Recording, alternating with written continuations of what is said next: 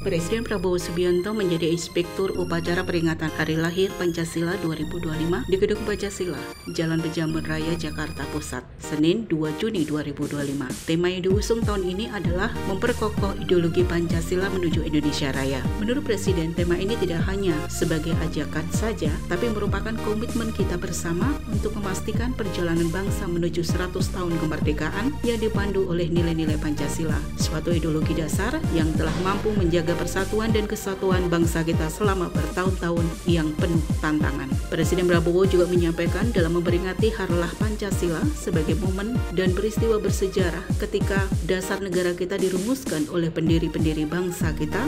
Pada saat itulah dicapai suatu konsensus besar, suatu bangsa yang harus diakui sebagai suatu prestasi cemerlang dari bangsa Indonesia. Bangsa Indonesia yang ditakdirkan untuk bersatu, padahal kita itu terdiri dari ribuan pulau-pulau, ratusan kelompok etnis, agama-agama yang berbeda-beda, dengan bahasa-bahasa daerah yang berbeda-beda, tetapi berkat kearifan pendiri-pendiri bangsa kita dapat bersatu di tengah perbedaan, bersatu di tengah kebinekaan, berbeda tapi satu.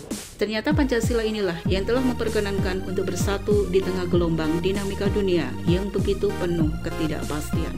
Presiden juga mengingatkan bahwa kita sekarang dihadapkan pada ketidakpastian global, penuh dengan konflik antara negara-negara besar, penuh dengan tantangan globalisasi, destruksi teknologi, perubahan sosial yang cepat, di mana yang kuat akan memaksa yang lemah untuk patuh pada kehendaknya yang kuat. Bangsa Indonesia yang ditakdirkan untuk bersatu, padahal terdiri dari ribuan pulau-pulau, ratusan kelompok etnis, agama-agama yang berbeda-beda, dengan bahasa-bahasa daerah yang berbeda-beda, tapi berkat kearifan pendiri-pendiri bangsa kita dapat bersatu.